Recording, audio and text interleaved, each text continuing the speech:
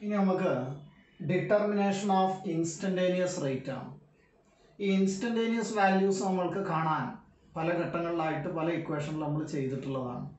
അപ്പോൾ ഇൻസ്റ്റന്റേനിയസ് എന്ന് പറഞ്ഞാൽ ആ എക്സാക്ട് ഡെറിവേറ്റീവ് ആണ് dy by dx. dy by dxൻ്റെ ഒരു ഫിസിക്കൽ മീനിങ് എന്ന് പറയുന്നത് സ്ലോപ്പ് ഓഫ് ദ ഗ്രാഫാണ്. അപ്പോൾ നമുക്ക് ഗ്രാഫിൻ്റെ സ്ലോപ്പ് കണ്ടാൽ ഇൻസ്റ്റന്റേനിയസ് റേറ്റ് കിട്ടും. അപ്പോൾ നമ്മൾ ഇൻസ്റ്റന്റേനിയസ് റേറ്റ് ഡിറ്റർമൈൻ ചെയ്യുന്നത് ഗ്രാഫ് പ്ലോട്ട് ചെയ്തിട്ടാണ്. അതിൻ്റെ എന്ത് കാണണം? സ്ലോപ്പ് കാണണം. ഇപ്പോൾ നമ്മൾ റിയാക്ടൻസിൻ്റെ കോൺസെൻട്രേഷൻ അതേപോലെ തന്നെ ടൈമും തമ്മിലുള്ള ഗ്രാഫ് വരച്ചാൽ കോൺസെൻട്രേഷൻ റിയാക്ടൻസിൻ്റെതാണെങ്കിൽ ടൈം പോകും തോറും അത് കുറയോ കൂടുമോ? കുറയാണ് ചെയ്യുക. അപ്പോൾ ആ ഗ്രാഫ് ഏകദേശം ദാ ഇങ്ങനെ വരും. ഇങ്ങനെ വരുന്ന ഒരു ഗ്രാഫിൻ്റെ അറ്റ് എ പെർട്ടിക്കുലർ ഇൻസ്റ്റൻ്റ് ആണ്. അപ്പോൾ ഈ ഒരു പോയിന്റിൽ റേറ്റ് കാണണമെങ്കിൽ നമ്മൾ അവിടെ എന്ത് ചെയ്യണം? അവിടെ നമ്മൾ ടാൻജൻറ്റ് വരക്കണം. അപ്പോൾ ഇങ്ങനെ ടാൻജൻറ്റ് വരച്ചാൽ നമുക്ക് ഇവിടെ ഒരു തീറ്റ വരും അല്ലേ? ആ തീറ്റ നമ്മൾ എടുക്കുന്നത് വിത്ത് എക്സ് ആക്സിസ് ആണ്. ഈ ആംഗിളാണ് നമ്മൾ എടുക്കുക. അപ്പോൾ അവിടെ നമുക്ക് തീറ്റ കിട്ടിക്കഴിഞ്ഞാൽ അവിടുത്തെ സ്ലോപ്പായി ടാൻ തീറ്റ കണ്ടാൽ മതി. അപ്പോൾ നമുക്ക് അവിടുത്തെ റേറ്റ് ഇൻസ്റ്റന്റേനിയസ് റേറ്റ് എന്ന് പറഞ്ഞാൽ ആരാണ്? dr/dt ആണ്, dy by dx. അപ്പോൾ അവിടെ സ്ലോപ്പ് കണ്ടാൽ ഇൻസ്റ്റന്റേനിയസ് റേറ്റ് ആയി. അപ്പോൾ നമ്മളിവിടെ ശരിക്കും നമ്മളത് കാണുന്നത് എങ്ങനെയാണ്? ഒരു ട്രയാങ്കിളൊക്കെ ഉണ്ടാക്കിയിട്ടാണ് കാണുന്നത്. അപ്പോൾ ഈ y എന്ന് പറഞ്ഞാൽ dr ആണ്, x എന്ന് പറഞ്ഞാൽ dt ആണ്. അപ്പോൾ നമുക്ക് ഇതിൻ്റെ സ്ലോപ്പ് കണ്ടാൽ മതി എന്നർത്ഥം. സ്ലോപ്പ് ഈക്വൽ ടു ആരാ? Tan theta. പക്ഷെ നമുക്കിത് അറിയാം, ഇത് നെഗറ്റീവ് സ്ലോപ്പാണോ പോസിറ്റീവ് സ്ലോപ്പാണോ? നെഗറ്റീവ് ആണ്. അപ്പോൾ നമുക്ക് അവിടെ ടാൻ തീറ്റ ഗ്രേറ്റർ ദാൻ 90 ആണ്. അപ്പോൾ സ്വാഭാവികമായിട്ട് എന്തായിക്കോളും? നെഗറ്റീവായി മാറിക്കോളും. അപ്പോൾ ആ slope equal to tan theta equal to ആരായിരിക്കും? മൈനസ് dr/dt ആയിരിക്കും. ഇതാണല്ലോ റേറ്റ് വരുന്നത്. അപ്പോൾ അതിൻ്റെ സ്ലോപ്പ് കണ്ടാൽ മതി. അതിനെ പോസിറ്റീവായിട്ടാണ് നമ്മൾ പറയുന്നത്. അങ്ങനെയാണെങ്കിൽ നോക്കൂ, പ്രൊഡക്ട്സും ടൈമും തമ്മിലുള്ളത് പറയുകയാണെങ്കിൽ നോക്കണേ. അപ്പോൾ നമ്മൾ ഇവിടെ കാണുമ്പോൾ ശരിക്കും കാണുന്ന സമയത്ത് ആ ടാൻ തീറ്റ നെഗറ്റീവാണ് വരിക. അതിനെ പോസിറ്റീവ് ആക്കണം നമ്മൾ. അപ്പോൾ dr/dt ആണ് കിട്ടുക. അതിനെ നമ്മൾ എന്താക്കി എഴുതണം? പോസിറ്റീവ് ആക്കിയിട്ട് എഴുതാം. ഇനി അതേപോലെ പ്രൊഡക്ട്സും ടൈമും തമ്മിലുള്ള ഗ്രാഫാണ് നമ്മൾ വരക്കുന്നതെങ്കിൽ കോൺസെൻട്രേഷൻ ഓഫ് പ്രൊഡക്റ്റ് ടൈം, ഈ ഗ്രാഫ് വരക്കുമ്പോൾ പ്രൊഡക്ട്സിൻ്റെ കോൺസെൻട്രേഷൻ കൂടുക ചെയ്യുക. അങ്ങനെയാണെങ്കിൽ ആ ഗ്രാഫ് വരുന്നത് ഇതാ ഇങ്ങനെയായിരിക്കും. ഒരു പെർട്ടിക്കുലർ പോയിന്റിൽ റേറ്റ് കാണണമെങ്കിൽ നമ്മൾ അവിടെ എന്ത് വരക്കുക? ടാൻജൻറ്റ് വരക്കുക. ആ ടാൻജൻറ്റ് വരച്ചാൽ അത് എക്സ് ആക്സിസുമായിട്ടുണ്ടാക്കുന്ന ആംഗിൾ, അവിടെ നമുക്ക് തീറ്റ കിട്ടിക്കഴിഞ്ഞാൽ സ്ലോപ്പ് ഈക്വൽ ടു ആരാണ്? ടാൻ തീറ്റയാണ്. അതാണ് റേറ്റ് ആയിട്ട് വരുന്നത്. അത് പോസിറ്റീവ് തന്നെയാണ്. അത് dp/dt ആണ്. അപ്പോൾ നമ്മൾക്ക് ഇതിൽ നിന്ന് മനസ്സിലായത് ഇത്ര മാത്രമേ ഉള്ളൂ. ഇൻസ്റ്റന്റേനിയസ് റേറ്റ് എങ്ങനെയാണ് കാണുക? ആ ഗ്രാഫിൽ കോൺസെൻട്രേഷനും ടൈമും അല്ലെങ്കിൽ പ്രൊഡക്ട്സും ടൈമും അവരുടെ കോൺസെൻട്രേഷൻ ടൈം ഗ്രാഫിലെ സ്ലോപ്പ് കണ്ടാൽ ഇൻസ്റ്റന്റേനിയസ് റേറ്റ് കിട്ടും. അപ്പോൾ വളരെ സിമ്പിളായിട്ടുള്ള നമ്മൾ മുമ്പ് ചെയ്ത പോർഷനിൽ നമ്മൾ ഫിസിക്സിലൊക്കെ ഒരുപാട് ചെയ്തിട്ടുള്ള കാര്യങ്ങളാണ്. അങ്ങനെയാണെങ്കിൽ ഇനി നമുക്ക് അടുത്തത് നോക്കാനുള്ളത് factors affecting rate of reaction ആണ്. ഏതൊക്കെ ഫാക്ടറുകളാണ് ഒരു റേറ്റിനെ ഡിപ്പെൻഡ് ചെയ്യുന്ന കാര്യങ്ങൾ? അതിൽ ഒന്ന് ഫിസിക്കൽ സ്റ്റേറ്റ് ഓഫ് റിയാക്ടൻസ്. ഇപ്പോൾ സോളിഡ് ആണെങ്കിൽ എങ്ങനെയാണ് റേറ്റ് വരിക? ലിക്വിഡ് ആണെങ്കിൽ റേറ്റിന് എന്ത് സംഭവിക്കും? ഗ്യാസ് ആണെങ്കിൽ ജനറലി സോളിഡ്സിൻ്റെ റേറ്റ് ആണ് കുറവ് വരിക. അതേപോലെ അതിനേക്കാൾ കൂടുതലായിരിക്കും ലിക്വിഡ്, അതിനേക്കാൾ കൂടുതലായിരിക്കും ആര്? ഗ്യാസ്. അപ്പോൾ റേറ്റ് ഓഫ് റിയാക്ഷനെ അഫക്റ്റ് ചെയ്യുന്ന ഫാക്ടറിൽ ഒന്നാരാണ്? Physical state of the reactants ആണ്. അടുത്തത് വരുന്നത് സർഫസ് ഏരിയ ഓഫ് റിയാക്ടൻസ് ആണ്. അതിനും റേറ്റിൽ പങ്കുണ്ട്. അപ്പോൾ നമ്മൾ റിയാക്ടൻസിനെ പൗഡർ ഫോമിലാക്കിയാൽ, പൗഡർ ഗ്രാന്യൂൾസ് ആക്കി മാറ്റി കഴിഞ്ഞാൽ സർഫസ് ഏരിയ കൂടും. സർഫസ് ഏരിയ കൂടി കഴിഞ്ഞാൽ റേറ്റ് കൂടാനുള്ള സാധ്യത ഉണ്ട്. അപ്പോൾ നമ്മൾ ഇങ്ങനെ ഉള്ള ഒരാൾ നോക്കൂ, ഇങ്ങനെ വളരെ സോളിഡ് ആയിട്ട് നിൽക്കുന്ന ഒരാളിനെ നമ്മൾ പൗഡർ ഫോമിലാക്കി കഴിഞ്ഞാൽ ഓരോ പീസ് ആക്കുമ്പോൾ ഇതിന്റെ സർഫസ് ഏരിയ കൂടും. അപ്പോൾ അതിന്റെ റേറ്റും എന്ത് ചെയ്യും, കൂടും. അല്ലെങ്കിൽ നമ്മൾ അതേ സാധനത്തിന് ഇപ്പൊ നമ്മൾ നോക്കൂ, ഒരു ഇങ്ങനെയുള്ള ഒരു സാധനത്തിന് നമ്മൾക്ക് കുറെ പോറസുകൾ ഉണ്ട് എന്ന് കരുതുക. ഇങ്ങനെ കുറെ പോറസുകളൊക്കെ ഉള്ളതാണെങ്കിൽ അപ്പോഴും സർഫസ് ഏരിയ കൂടും.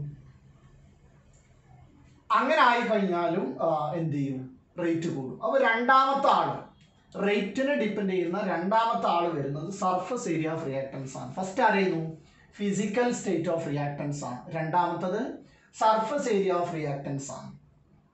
അടുത്തത് കോൺസെൻട്രേഷൻ ഓഫ് റിയാക്ടൻസ്. റിയാക്ടൻസിന്റെ കോൺസെൻട്രേഷൻ കൂടിയാൽ റേറ്റ് കൂടും എന്നാണ് നമ്മൾ മുമ്പ് കണ്ടിരുന്നത്. ചിലപ്പോൾ കുറയുകയും ചെയ്യാം. എന്തായാലും കോൺസെൻട്രേഷനെ ഡിപ്പെൻഡ് ചെയ്യുന്നുണ്ട്. അടുത്തത് ടെമ്പറേച്ചർ ഡിപ്പെൻഡ് ചെയ്യാം. ഇപ്പോൾ ഗ്യാഷ്യസ് റിയാക്ടൻസ് ആണെങ്കിൽ പ്രഷർ ഒക്കെ ഡിപ്പെൻഡ് ചെയ്യാം. അതേപോലെ പ്രസൻസ് ഓഫ് കാറ്റലിസ്റ്റ്. ഈ ആളുകളൊക്കെ റേറ്റിനെ നിയന്ത്രിക്കുന്ന ആളുകളാണ്. അപ്പോൾ ഒന്നറിയുന്നു, physical state of the reactants ഉണ്ട്. അടുത്തത് surface area of the reactants ഉണ്ട്. ടെമ്പറേച്ചർ, പ്രഷർ വരാം, കോൺസെൻട്രേഷൻ വരാം, പ്രസൻസ് ഓഫ് കാറ്റലിസ്റ്റ് വരാം. ഇതൊക്കെ എന്ത് ചെയ്യും, നമുക്ക് ഈ റേറ്റിനെ ഡിപ്പെൻഡ് ചെയ്യുന്ന ആളുകളാണ്. നമുക്ക് ഈ കോൺസെൻട്രേഷൻ ഓഫ് റിയാക്ടൻസ് ഇത് നമുക്കൊന്ന് വേറൊന്ന് നോക്കാം.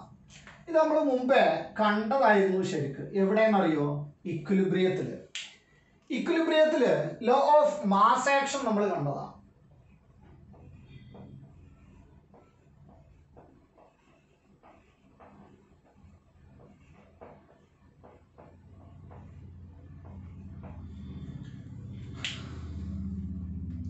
ലോ ഓഫ് മാസ് ആക്ഷനിൽ ഇപ്പോ ഇത് ഒരു റിവേഴ്സിബിൾ റിയാക്ഷൻ നമ്മൾ എടുക്കുകയാണെങ്കിൽ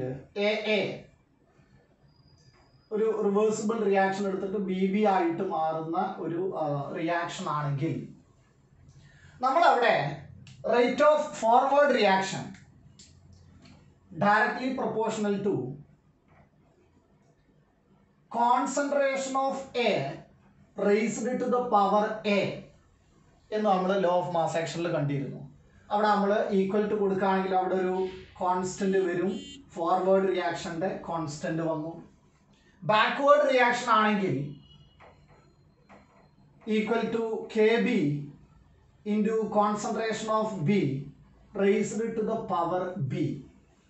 ഇങ്ങനെ നമ്മൾ കോൺസെൻട്രേഷന്റെ ഒരു ഡിപ്പെൻഡൻസ് നമ്മൾ അവിടെ കേട്ടിരുന്നു. പക്ഷെ അവിടെ വ്യത്യാസം എന്താണെന്നറിയോ, അവിടെ നമ്മൾ റേസ്ഡ് ടു ദ പവർ കോഎഫിഷ്യൻ്റാണ് കൊടുത്തത്. ആ റിയാക്ഷനിലെ കോഎഫിഷ്യൻ്റ് ആണ് ഇവിടെ നമ്മൾ ആ പവർ കൊടുത്തതെങ്കിൽ അതെല്ലാ റിയാക്ഷൻസിലും അപ്ലിക്കബിൾ അല്ല. ചില റിയാക്ഷനിൽ എന്ത് ചെയ്യുന്നുണ്ട്, മാറ്റങ്ങൾ വരുന്നുണ്ട്. അപ്പോൾ സപ്പോസ് നിങ്ങൾ കരുതുക ഇത് 2 ആണെങ്കിൽ, ഈ പവർ 2 ആണെങ്കിൽ കോൺസെൻട്രേഷൻ ഓഫ് എ എന്നുള്ള ആള് ഞാൻ ഡബിൾ ചെയ്താൽ അത് 4 ടൈംസ് ആവും റേറ്റ്.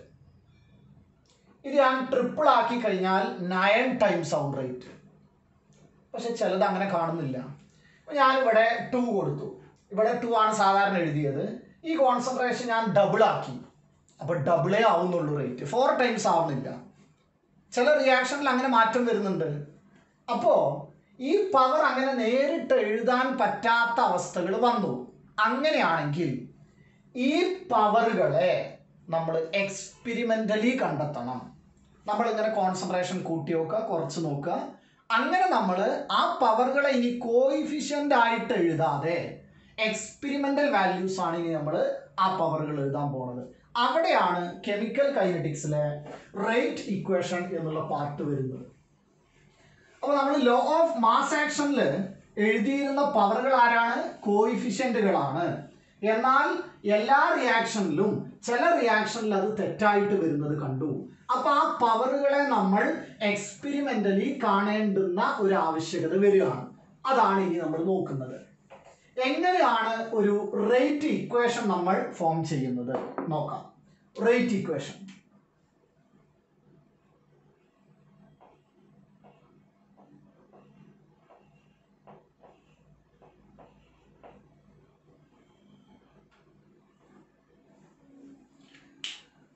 നമുക്ക് ഒരു റേറ്റ് ഇക്വേഷൻ നമുക്ക് എക്സ്പെരിമെന്റലി ചെയ്യുന്ന ഒരു വിധം ഇങ്ങനെ നോക്കാം. നമ്മൾ അസ്യൂം ചെയ്യുന്ന വാല്യൂസ് ആണ്. നമുക്കൊരു റിയാക്ഷൻ കൺസിഡർ ചെയ്യാം. ഇപ്പോൾ 2a പ്ലസ് 3b gives ഒരു 4c എന്നുള്ള ഒരു റിയാക്ഷൻ ആണെന്ന് കരുതുക.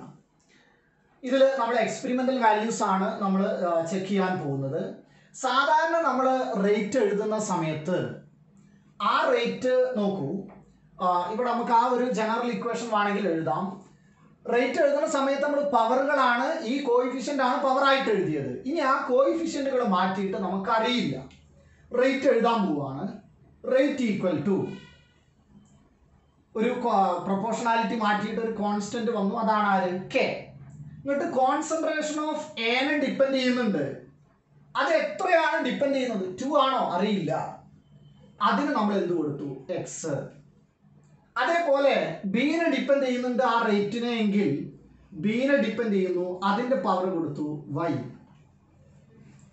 നമ്മൾ സാധാരണ രീതിയിൽ എന്തായി എഴുതിയിരുന്നത്, ആ കോയിഫിഷ്യൻ്റ് ആണ് നമ്മൾ പവറായിട്ട് എഴുതിയിരുന്നത്.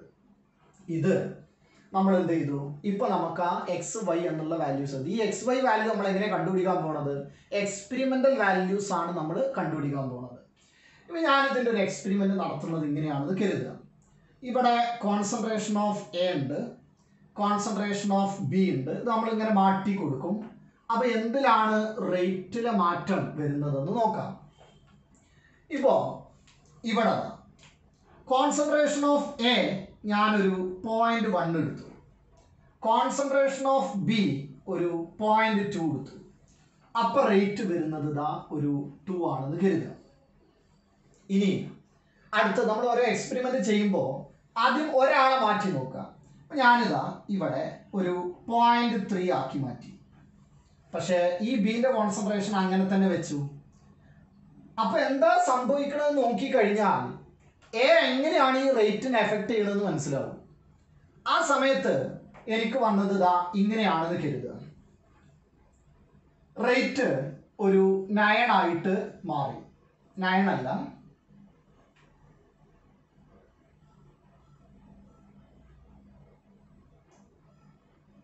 8 ആയിട്ട് മാറി എന്ന് കരുതുക. ഞാനൊരു കൃത്യ ഒരു വാല്യൂ കിട്ടാൻ വേണ്ടിയിട്ടാണ് അങ്ങനെ പറയുന്നത് കേട്ടോ. അപ്പോൾ അങ്ങനെയാണെങ്കിൽ നമുക്ക് അടുത്തത് ഇനി ഒന്ന് മാറ്റി നോക്കാം. അങ്ങനെയാണെങ്കിൽ ഇവിടെ ഈ 0.1 മാറ്റാതെ, എയുടെ കോൺസെൻട്രേഷൻ മാറ്റാതെ ഞാൻ ഇവിടെ ഒരു 0.4 ആക്കി എന്ന് കരുതുക.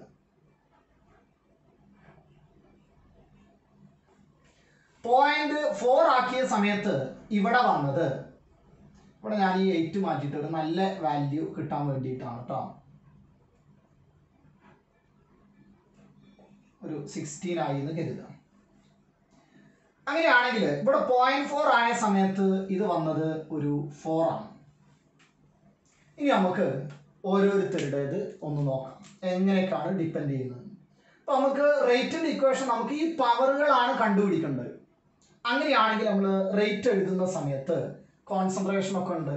ഒന്നാമത്തെ ഒരു റേറ്റിന്റെ ഇക്വേഷൻ എഴുതുമ്പോൾ K into concentration of A എത്രയാ, 0.1 ആണ് ആദ്യത്തെ കേസിൽ, റേസ്ഡ് എക്സ് ആണ്, ഇൻറ്റു കോൺസെൻട്രേഷൻ ഓഫ് ബി എത്രയാ, 0.2 ആണ്, റേസ്ഡ് വൈ ആണ്. ഇനി അടുത്ത ഒരു ഇക്വേഷനിൽ നമുക്ക് റേറ്റ് നോക്കാം. ആർ ഈക്വൽ ടു, ഈ റേറ്റ് എത്രയാ, വാല്യൂ 2 ആണെന്ന് നമ്മൾ ആദ്യം ഇവിടെ പറഞ്ഞിട്ടുണ്ട്. അടുത്ത rate equal to K into concentration of A എത്രയാ, 0.3 ആണ്, റേസ്ഡ് എക്സ് ആണ്. അടുത്ത കോൺസെൻട്രേഷൻ എത്രയാ, 0.2 തന്നെയാണ്, റേസ്ഡ് പവർ വൈ ആണ്, ഈക്വൽ ടു റേറ്റ് എത്രയാ വന്നത്, 16 ആണ് വന്നത്. അങ്ങനെയാണെങ്കിൽ നമുക്ക് ഓരോ ഇനി അടുത്തൊരു റേറ്റ് കൂടെ എഴുതാൻ പറ്റും നമുക്ക് equation. R equal to concentration K into concentration 0.1 ആണ്, റേസ്ഡ് എക്സ് ഇൻറ്റു അടുത്ത കോൺസെൻട്രേഷൻ വരുന്നത് 0.4 ആണ്, റേസ്ഡ് വൈ ഈക്വൽ ടു എത്രയാ, റേറ്റ് 4 ആണ്. ഇത് ശരിക്കും ചിലത് നമുക്ക് പെട്ടെന്ന് നോക്കി കഴിഞ്ഞാൽ ആൻസർ മനസ്സിലാവും. പക്ഷേ ഇത് എങ്ങനെ വന്നാലും ചെയ്യാനുള്ള ഒരു രീതിയാണ് ഞാൻ പറയാൻ പോകുന്നത്. ഇനി നിങ്ങൾക്ക് നോക്കൂ, ഞാൻ ഈ ഒന്നാമത്തെ ഇക്വേഷനും രണ്ടാമത്തെ ഇക്വേഷനും ഡിവൈഡ് ചെയ്താൽ എന്താ സംഭവിക്കാന്നറിയോ? ഇത് ഡിവൈഡ് ചെയ്യുന്ന നേരത്ത് ഈ പോയിന്റ് ടു കട്ട് ചെയ്ത് പോകുമല്ലോ, അപ്പൊ നമുക്ക് എക്സ് കിട്ടും. ഇനി അതേപോലെ ഈ 3ഉം 1ഉം നമ്മൾ ഡിവൈഡ് ചെയ്ത് നോക്കിയാൽ 3ഉം 1 ഡിവൈഡ് ചെയ്താൽ ഈ എക്സ് ആണ് പോകും. അപ്പോൾ ഒന്നിനെ എലിമിനേറ്റ് ചെയ്തിട്ട് നമ്മൾ മറ്റത് എടുക്കുന്ന സമയത്ത് ഏതൊക്കെയാണ് ഡിവൈഡ് ചെയ്യേണ്ടത് നോക്കുക. അപ്പോൾ നമുക്ക് ഇവിടെ ആരൊക്കെ പോയി? 0.2 പോയി. ഇത് ഡിവൈഡ് ചെയ്യുമ്പോൾ ഇവിടെ എത്ര വരും? 3 റേസ്ഡ് എക്സ് എന്ന് വരും അല്ലേ? അങ്ങനെയാണെങ്കിൽ നോക്കണേ, ഞാനിത് ഡിവൈഡ് ചെയ്യുമ്പോൾ നമുക്ക് ഒരു വാല്യൂ ഇവിടെ ചെറുത്, ഞാൻ ആദ്യം തന്നെ ഒരു ടഫ് ഉള്ളത് വേണ്ട, നമുക്ക് ഏതും ഡിറൈവ് ചെയ്ത് എടുക്കാവുന്നതേ ഉള്ളൂ കേട്ടോ. ഞാൻ ഈ കോൺസെൻട്രേഷൻ 0.2 ആക്കി. അപ്പോൾ ആദ്യം ഒരു സിമ്പിൾ ചെയ്യാമെന്ന് വിചാരിച്ചിട്ടാണ്. ഇത് 0.3 ആക്കിയാൽ എങ്ങനെയാണ് ചെയ്യാന്ന് ഞാൻ അടുത്ത സ്റ്റെപ്പിൽ പറയാം.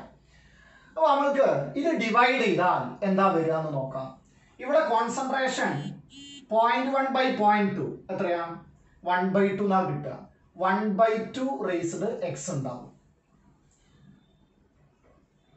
1/2 റേസ്ഡ് എക്സ് ഈക്വൽ ടു 2/16 എത്രയാ? 1/8 ആണ് വരിക. അപ്പോൾ നമുക്ക് മനസ്സിലാവും 2 റേസ്ഡ് എക്സ് ഈക്വൽ ടു 8 ആണെങ്കിൽ എക്സ് ഈക്വൽ ടു എത്രയാണ്? 3 എന്ന് വരും. അപ്പോൾ നമുക്ക് എക്സിന്റെ പവർ കിട്ടി. ഇനി നിങ്ങൾ ഇവിടെ നോക്കിയാൽ ഈ എയുടെ കോയിഫിഷ്യന്റ് 2 ആണ്, പക്ഷെ അതിന് ഡിപ്പെൻഡ് ചെയ്യുന്നത് ആ പവർ വരുന്നത് 2 അല്ല 3 വരണം. ഇതാണ് നമ്മൾ എക്സ്പെരിമെന്റൽ വാല്യൂസ് ആയിട്ട് എക്സും വൈനെയും എടുക്കാൻ കാരണം. ഇനി നമുക്ക് വൈ ഒന്ന് കണ്ടുപിടിച്ച് നോക്കാം. വൈ കാണണമെങ്കിൽ എക്സ് കട്ട് ചെയ്ത് പോകണം. എക്സ് കട്ട് ചെയ്യുന്ന പോണ രീതിയിൽ ചെയ്യുമ്പോൾ 1ഉം 3ഉം ഡിവൈഡ് ചെയ്യുക. അപ്പോൾ ഇത് പോയല്ലോ. ഇനി ഇതാ വരിക 0.2/0.4 എത്രയാ? 1/2 റേസ്ഡ് വൈ ഉണ്ടാവും ഈക്വൽ ടു, ആ പവർ ഉണ്ടാവുമല്ലോ, ഈക്വൽ ടു 2/4 എത്രയാ? 1/2. അങ്ങനെയാണെങ്കിൽ 2 റേസ്ഡ് വൈ ഈക്വൽ ടു എത്രയാ? 2. വൈ ഈക്വൽ ടു എത്രയാ? 1. അങ്ങനെയാണെങ്കിൽ എന്താ അപ്പോൾ റേറ്റിന്റെ ഇക്വേഷൻ വരിക? Rate equal to K into concentration of A raised X എത്രയാ? പവർ 3 ആണ്, into concentration of C B raised power എത്രയാ? 1. ഇങ്ങനെ എക്സ്പെരിമെന്റലി ആണ് നമ്മൾ ആ പവറുകളെ കണ്ടുപിടിക്കുന്നത്. ഇനി നമുക്ക് അടുത്ത ഒരു ഇക്വേഷൻ നോക്കി നോക്കാം. അപ്പോൾ ഈ രീതിയിലുള്ള ചോദ്യങ്ങൾ വളരെ സിമ്പിൾ ആയിട്ടുള്ള ചോദ്യങ്ങളാണിത്. ഇത് ബോർഡ് എക്സാമിന് വരാം. അപ്പോൾ നിങ്ങൾ അതെങ്ങനെയാണ് നമ്മൾ ആ എക്സും വൈയും കണ്ടുപിടിക്കുന്നത് നോക്കണം.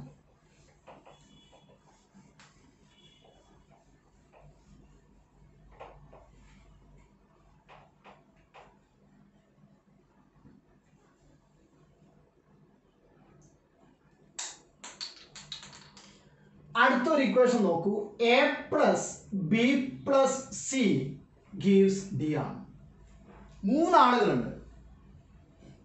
അങ്ങനെയാണെങ്കിൽ നമ്മൾ അസ്യൂം ചെയ്യുന്നു റേറ്റ് ഡിപ്പെൻഡ് ചെയ്യുന്നത് K into concentration of A raised to the power X into concentration of B raised to the power Y into concentration of C raised to the power Z ആണ്. 3 ആളുകളാണ് depend ചെയ്യുന്നതെങ്കിൽ 3 ആളുകളുടെ concentration എടുത്തിട്ട് വേണം നമ്മൾ ഇതിനെ പരീക്ഷിച്ച് നോക്കാം. Concentration of A, concentration of B, concentration of C, പിന്നെ റേറ്റ് എത്രയാണ് വരുന്നതെന്ന് അറിയണം. ഞാൻ ഇതിൻ്റെ കോൺസെൻട്രേഷൻ എന്താ 1 എടുത്തു, ഇതിൻ്റെ കോൺസെൻട്രേഷൻ 2 എടുത്തു, ഇതിൻ്റെ കോൺസെൻട്രേഷൻ 3 എടുത്തു. അപ്പോൾ റേറ്റ് വരുന്നത് ഒരു 5 ആണെന്ന് കരുതുക. അങ്ങനെയാണെങ്കിൽ ഈ 1നെ ഞാൻ ഇവിടെ വെച്ച് ഈ 2നെ ഇവിടെ വെച്ച് ഈ 3 മാറ്റിയിട്ട് ഒരു 6 ആക്കി. ആ സമയത്ത് ഇവിടെ വരുന്നത് ഒരു 15 ആണെന്ന് കരുതുക റേറ്റ്.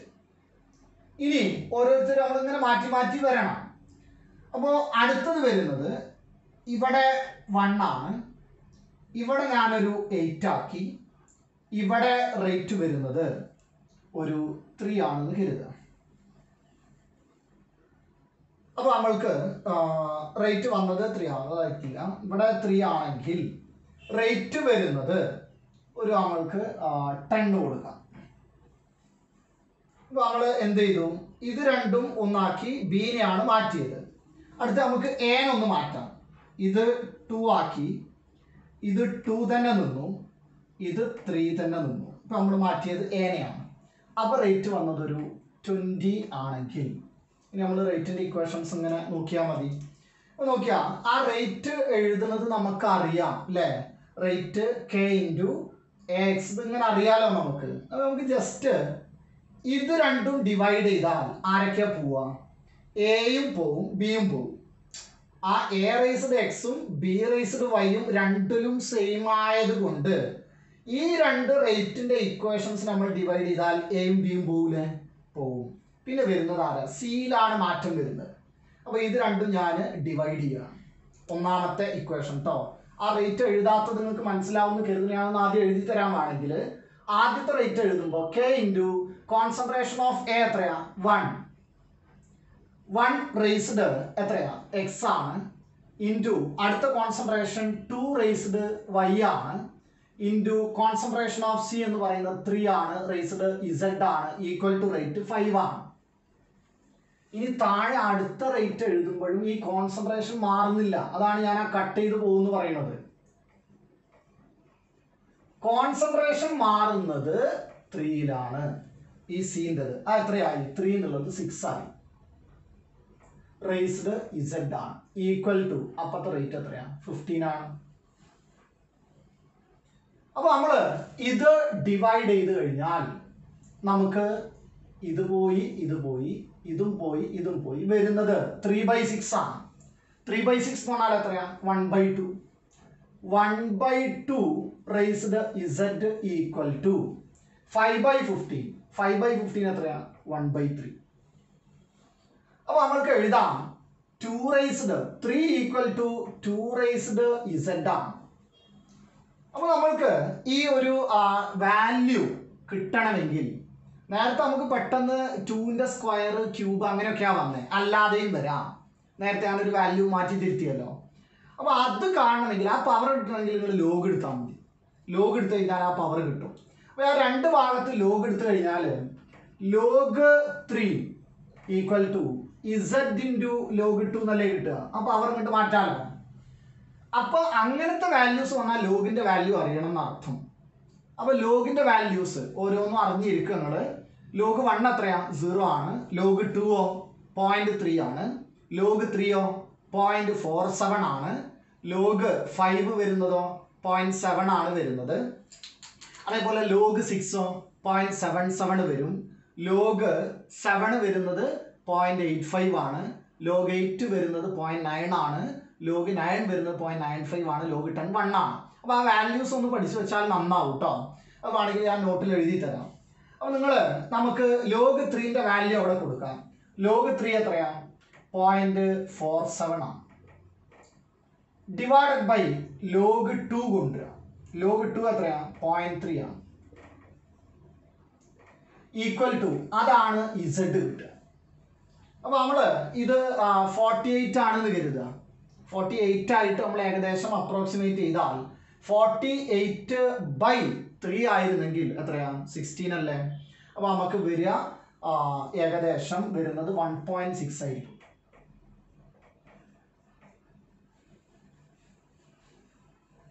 അപ്പോൾ നമുക്ക് വരുന്നത് 48/30 കൊടുത്താൽ മതി. അപ്പോൾ 4.8/3 വരും. അപ്പോൾ 1.6. അപ്പോൾ നമുക്ക് Z കിട്ടി അല്ലേ. അപ്പോൾ നോക്കിയാ ഇത് നമുക്ക് എന്താ മനസ്സിലായത്, ആ XYZ എന്ന പവറുകൾ നേരത്തെ നമ്മൾക്ക് കിട്ടിയത് ഓരോ ഇൻഡിജേഴ്സ് ആണ്. ആ ഇൻഡിജറിന് പകരം ഫ്രാക്ഷനുമാവാം. അത് നമുക്ക് Z കിട്ടി. ഇനി നമുക്ക് അടുത്ത ഒരു കേസ്, ഈ എഴുതിയത് അങ്ങനെ തന്നെ എഴുതാതെ പെട്ടെന്ന് കിട്ടാൻ നോക്കിയാൽ ഞാൻ ഡിവൈഡ് ചെയ്യാൻ പോവാ. ഡിവൈഡ് ചെയ്യുന്നത് നമുക്ക് ഇതാണെന്ന് കരുതുക. ഈ ഒന്നാമത്തെ ആളും ഈ മൂന്നാമത്തെ ആളും ഡിവൈഡ് ചെയ്താൽ എ പോയോ, പോയി. ബി പോവോ, ഇല്ല. സി പോവോ, പോവും. അപ്പോൾ ഇതാണ് ഡിവൈഡ് ചെയ്യേണ്ടത്. 2/8 വരിക റേറ്റ് എഴുതുമ്പോഴേ. അതേപോലെ എഴുതാതെ നിങ്ങൾക്ക് മനസ്സിലാവുണ്ടാവും എന്ന് കരുതുന്നു. അപ്പോൾ 2 റേസ്ഡ് എക്സ് ഉണ്ടാവും, 8 റേസ്ഡ് എക്സ് ഉണ്ടാവും, എക്സ് അല്ല വൈ. അപ്പോൾ നമുക്ക് 2/8 whole raised Y equal to rate നോക്കിയാൽ 5/10. 5/10 എത്രയാ? 1/2. അപ്പോൾ നമുക്ക് എഴുതാം 1/4 റേസ്ഡ് വൈ ഈക്വൽ ടു എത്രയാ? 1/2. അങ്ങനെയാണെങ്കിൽ 4 റേസ്ഡ് വൈ ഈക്വൽ ടു എത്രയാ? 2. അങ്ങനെയാണെങ്കിൽ അവിടെ നമുക്ക് പെട്ടെന്ന് കിട്ടും വൈൻ്റെ എത്രയാന്ന് അല്ലേ, അതിൻ്റെ റൂട്ടാണല്ലോ അത്. വൈ ഈക്വൽ ടു എത്രയാ? 1/2 എന്നാ കിട്ടുക. ഇതേപോലെ നമുക്ക് എക്സ് കാണാം. അപ്പോൾ എക്സിൽ മാറ്റം വരുന്ന 2 ഇക്വേഷൻ ആണ് എടുക്കേണ്ടത്. എക്സിൽ മാറ്റം വരുന്നത് നോക്കൂ. അപ്പോൾ നമുക്ക് ആര് മാറ്റം വരരുത്? ഒരു ഇത് മാറാത്ത ഒന്ന് നോക്കാം. ഇപ്പോൾ 2 3 2 3 ഈ 1 ഈ മൂന്നാമത്തെ ഇക്വേഷൻ കഴിഞ്ഞ് നാലാമത്തതും ഒന്നും കൂടെ ഡിവൈഡ് ചെയ്യാം. 1ഉം 4ഉം ഡിവൈഡ് ചെയ്യുമ്പോൾ ഇവിടെ 1/2 ആ, ഇവിടെ 2/2 പോയി, 3/3 പോയി. 1/2 whole raised X, 1/2 whole raised X equal to 5/20 equal to 1/4. അങ്ങനെയാണെങ്കിൽ 2 റേസ്ഡ് എക്സ് ഈക്വൽ ടു 4. അപ്പോൾ എക്സ് ഈക്വൽ ടു എത്രയാണ്? 2. അപ്പോൾ നമുക്ക് ആ പവറുകൾ കിട്ടി. ഇങ്ങനെയാണ് നമ്മൾ പവറുകൾ കണ്ടുപിടിക്കുന്നത്. ഇനി ഇതിൽ തന്നെ എന്ത് വരാമെന്നറിയോ? മൈനസ് ഒക്കെ വരാം. അപ്പം ഞാൻ ഈ 2 എന്നുള്ളത് 8 ആക്കിയില്ലേ, അപ്പോൾ റേറ്റ് കുറയുന്നു. ഇപ്പോൾ നോക്കൂ, ഇവിടെ 1 2 3, ഇവിടെ 1 8 3. ഈ കോൺസെൻട്രേഷൻ കൂട്ടുമ്പോൾ ഞാൻ ഇവിടെ വന്ന് നോക്കൂ 2.5 ആണെന്ന് കരുതുക. 2.5. ഇതിലെന്താ മാറ്റം വരുന്നത് നോക്കാം നമുക്ക്. ഇത് നമ്മൾ ആരൊക്കെയാണ് ഡിവൈഡ് ചെയ്യേണ്ടി വരിക? 1ഉം 3ഉം. 1ഉം 3 ഡിവൈഡ് ചെയ്താൽ എ പോയില്ലേ, സി പോയില്ലേ, 3 3 പോയി, 1 1 പോയി. പിന്നെ വരുന്നത് ആരാ? 2ഉം 8ഉം. ഞാൻ ഇവിടെ മാറ്റിയിട്ടുണ്ട്. ഞാൻ നിങ്ങൾക്കൊരു വ്യത്യസ്ത വാല്യൂകൾ കിട്ടുന്നത് കാണിച്ചു തരികയാണ്. അപ്പോൾ ഇവിടെ 2/8 whole raised Y equal to 5/2.5 equal to എത്രയാ? 2 നാട് വരിക. അങ്ങനെയാണെങ്കിൽ 2/8 എന്ന് പറഞ്ഞാൽ എത്രയാ? 1/4. അപ്പോൾ 1/4 റേസ്ഡ് വൈ ഈക്വൽ ടു 2 ആണ്. അങ്ങനെയാണെങ്കിൽ 4 റേസ്ഡ് വൈ ഈക്വൽ ടു എത്രയാ? 2. 4 റേസ്ഡ് വൈ ഈക്വൽ ടു 1/2.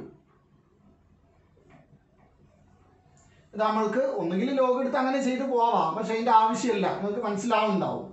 ഇത് y എന്നുള്ളത് -2 ആയാൽ മതി. 4ന്റെ പവർ 4 റേസ്ഡ് -2 ഈക്വൽ ടു 1/2 വന്നൂടെ? എങ്ങനെയാ?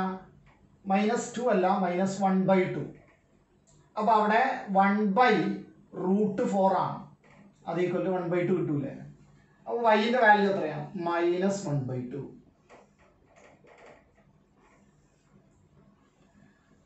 അപ്പോൾ നോക്കിയാൽ ആ പവറുകൾ ഇൻറ്റിജർ വന്നോ? വന്നു. പോസിറ്റീവ് വന്നോ? വന്നു. നെഗറ്റീവ് വന്നോ? വന്നു. ഫ്രാക്ഷൻ വന്നോ? വന്നു. ഇതാണ് നമ്മൾ റേറ്റ് ഇക്വേഷനിൽ ആ പവറുകളെ കോയിഫിഷ്യൻ്റ് അല്ലാതെ എക്സ് വൈ എന്ന ആളുകളെ നമ്മൾ എക്സ്പെരിമെൻ്റലി കണ്ടെത്തുകയാണ്. അപ്പോൾ നമുക്ക് തെറ്റുകൾ വരില്ല. അങ്ങനെയാണെങ്കിൽ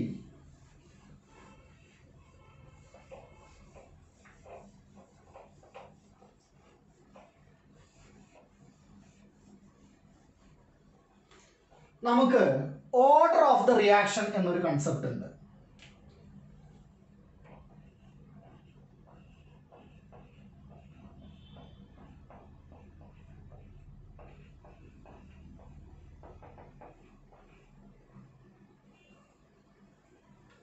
ഓർഡർ ഓഫ് ദ റിയാക്ഷൻ എന്ന് പറഞ്ഞാൽ ഇപ്പോൾ നമ്മൾ ഒരു റേറ്റിന്റെ ഇക്വേഷൻ എഴുതാം.